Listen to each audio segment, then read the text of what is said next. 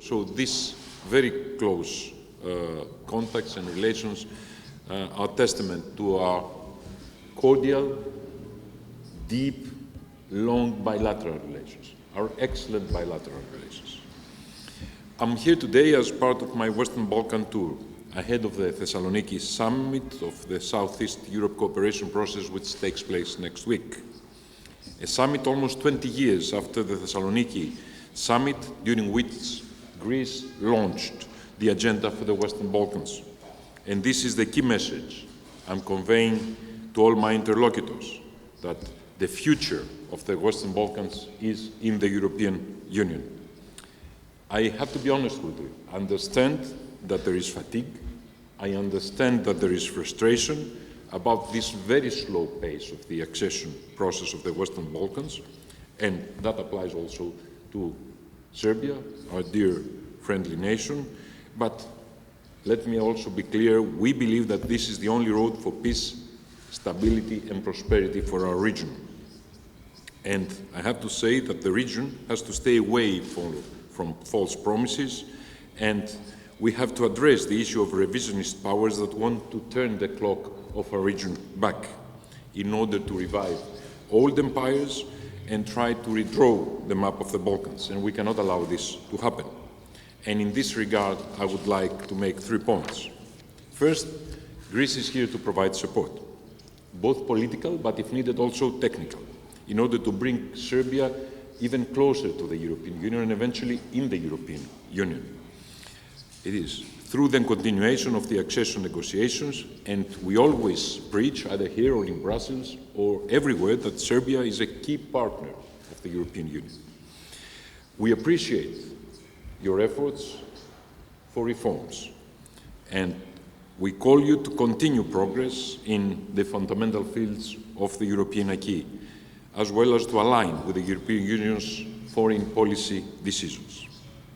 Second has to do with our region. The whole region has to look towards a common future, not towards the past, and we have to address the challenges in front of us.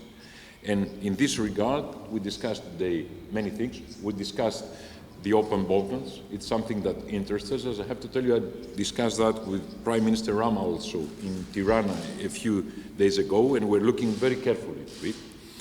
Also, we discussed about Kosovo, and I reiterated our position on Kosovo and the need to see progress there, as you said, in order to arrive to a comprehensive, legally binding agreement in accordance with international law and with the European Union acquis. We also talked about the situation in Bosnia-Herzegovina, where I was just a few days ago. And I want to repeat here today what I said in Sarajevo, that border change in Bosnia-Herzegovina is not the way forward. We should try to help people to overcome differences and work together with this common future of ours. We should also, last but not least, try to build regional stability and prosperity in order to enhance bilateral and regional cooperation. Greece remains committed to further strengthening also the bilateral ties with our long-standing friend, Serbia. Serbia is an important partner for the Greek business community. Our private sector has invested south of almost 3 billion euros in Serbia. We are proud because Greek business has created 25,000 jobs in Serbia, but there's lots that we need to do more. And now we're getting out of our economic crisis, the pandemic crisis, and hopefully the war of Ukraine crisis, the Russian invasion of Ukraine crisis. We will be able to invest more in Serbia, which will help also Serbia grow, will help us grow, and help our ties grow.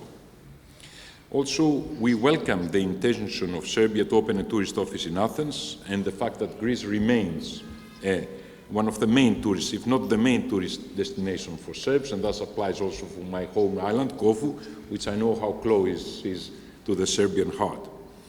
Also, we discussed interconnectivity in the field of transport and logistics.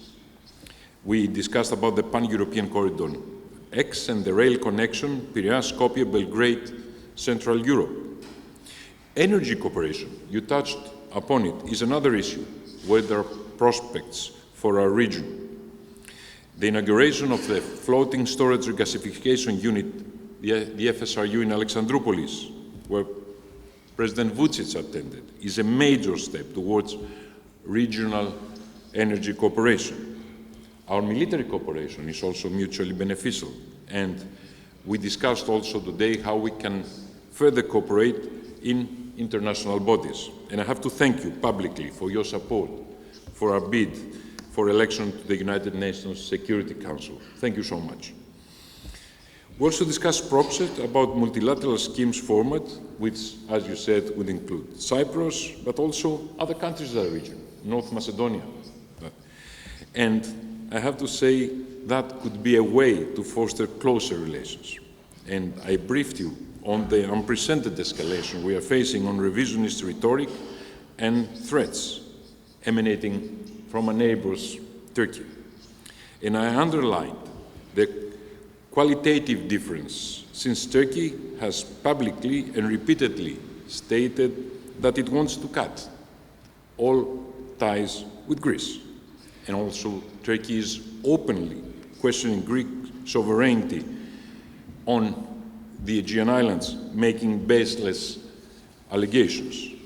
And I have to say openly that we totally reject these allegations. We remain firm in protecting our interests according to international law, our interests according to international law of the sea, our interests in accordance with the United Nations Charter. Dear Nicola, thank you so much for the warm way you always receive me here in Belgrade. I'm so much obliged to you and to President Vučić. I'm very much obliged for your warm hospitality, and again, I'm looking forward to see you next week in Thessaloniki and in Athens during the year.